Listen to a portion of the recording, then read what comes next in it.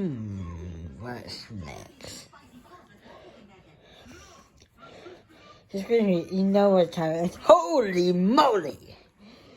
Wait, before you say anything, I got something right for to tell you. What are you doing in my apartment? Oh, it's okay. Jenny let me in. She went to pick up her drawers at cleaners. How did your audition go? What are you doing in my apartment, Steve? You went right for a part, weren't you? Never mind. Sure, it doesn't matter. See you here with you. Not now! Please! Oh boy, wait till I got to tell you. Come on, ask. Wait, ask me where it is. I haven't told anybody yet. Gina will be back. Bobby will be here. We will leave for the reunion. Come on! Where is my Chucky soup? Soup! Soup! Who cares about soup? Where is my Chucky soup? I ate. It was delicious. I thank you from the bottom of my heart. You ate the Chucky soup? Yes, I was all alone. I was excited and hungry, and I was want to celebrate. And here was this little can crying out, take me, eat me, I'm yours. In my cabinet, Steve, in my kitchen, in my apartment, there are the following items. What are you doing? Rehearsing a monologue? Early this morning, as I was about to leave my apartment, I was paused for a moment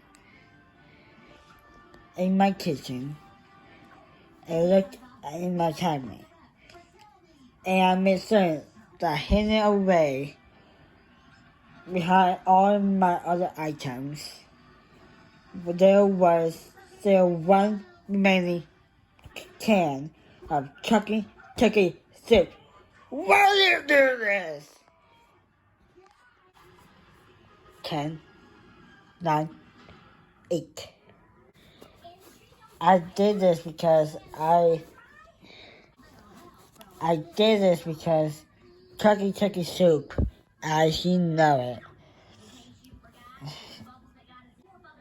I did this because Chucky soup, as you know it. For some mysterious reason, it's become almost impossible to locate in this part of the city. And because I like it very much, in fact, I love it! Why do I love it? I don't know. I can't honestly tell you why I love Chucky soup. All I know is, hey, thanks so much for coming. We would have preferred to hear something from Shakespeare, but this gives me a fine idea of your talents. And believe me, if a part should turn up, all I know is I love it. It is dependable. It is there. It is the last thing I am certain of in this world filled with uncertainty. And in case you don't believe in emotions such as love, how to explain? Do you agree? Are you alright? Do you agree? My God, it was only a can of soup! It was only a can of soup. Was that what you said? Yes. Guess what word you left out? I have no idea. Guess. I don't know. protagonist! But I don't know. What's the word? Will it be swordfish? Will it? My! The world is mine. My. It was only my can of soup. Wow, you are really angry. Oh yeah, how can you tell? Seriously, as an actor, it's important that I be able to recognize such things. Come on, how can you be sure I'm angry? Okay, alright, put the pot down. Don't you want me to put the pot down? Okay, I'll put the pot down, Steve. Oh, I'll put the pot down. Are you sure you really want me to put the pot down? Oh, stop it. You sound just like Jackie Gleason. I don't want Jackie Gleason! Okay, sorry.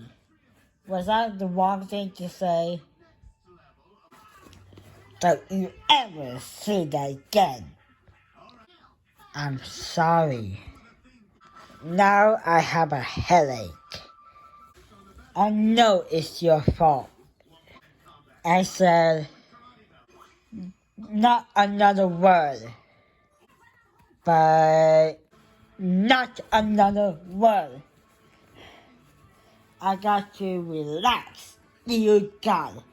I have got to relax. Not another word. Just let me relax. May I make an observation? Do you know why you have so much trouble with our auditions? It's just you're tense. It's very hard to feel such ease in the presence of someone who's unnaturally tense. You know what your body says to the average person? It says tension. You didn't realize what the... Why don't you ever listen to me? Because I'm your friend. The worst matter, did your boss give you more stack about taking off to go auditions? Can't you see I got a lot on my mind right now? It's more than... Can't you see Can't you see I have a lot on my mind right now? And it's more than just addition or a job that's bothering me. Oh, of course I see that. I'm not insensitive. Will you just let me tell you what I've been trying to tell you? Would you like a beer? Oh, of course I can see that. Will you tell me? Sure, fine. Thanks. Okay. Are you ready for this? You know that girl with the red hair who comes in the bookstore where I work? Miriam? Well, she knows I'm a writer, and she said she didn't know why she never thought of it before. But this morning, she tells me if I ever come up with an outline for a situation, comic pilot. She has got contacts with Norman Lear and can get him to read it. Do you believe this? Norman Lear, producer of all the Mary Hartman, right? Okay, now, by the strange coincidence, what do you suppose I have been working on in secret in the past 2 months? A completely racial series in which, now, for us to see, I have modeled the subject the character on you. You gave him your name. His name's Jerry. The one day it just came out to me. A situation comedy about a group of people who are members of the very first TV generation, born and raised during the dawn of the atomic age, whose lives have gone nowhere, whose dreams have shattered, who see themselves as hopeless failures, or at best, historical curiosities, and who do not have the slightest idea what to do about it. I firmly believe the time has right for something like this. It cannot miss. Do you see what I'm getting at? You never have to go to work at office again. When the show is picked up, guess who I'm going to recommend for part? There will be no way you can turn it down. Well, what do you think? Steve, I hate to tell you this. Tell me what? You're fantasizing again. No. I'm not fantasizing again. You're wrong. What I'm writing now is a cumulative result of everything that has happened to me in the last 10 years. This is it. I know it. Okay. So maybe it sounds a little pretentious, but I'm convinced that I have finally achieved some sort of maturity of an artist. Maturity, Steve? Don't you appreciate what I'm trying to do for you? I was trying to cheer you up. I thought it would make you laugh. It was a great success, Steve. Thank you. Hey, don't tell me you don't know this. I found it in a box in my closet last week. You used to have one too. Don't you remember in grammar school? We used to watch the early campfire show over at Bobby's house. And there was a routine called the Narrow Rugby Trio with these guys in gray suits. So the three of us went out and got this mask, and we all used them all dressed up in every Steve. We're almost 30 years old.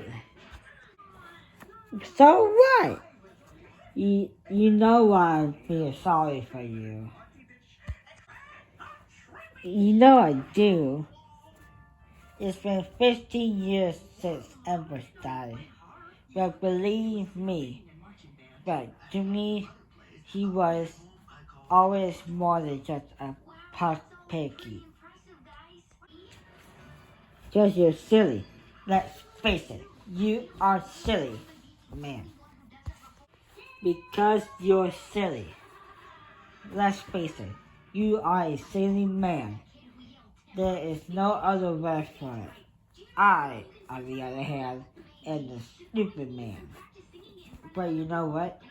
I would rather be a stupid man than a silly man. Just a stupid man at least tries. A stupid man cares. A stupid man in his own stupid way cares, has integrity. Not like a silly man. How could a silly man care about anything, or have integrity, or don't stop now. This is not about the speech about the soup. Good Gary, Steve. Does it amuse you to watch my mind turn into a piece of Swiss cheese? Well, does it?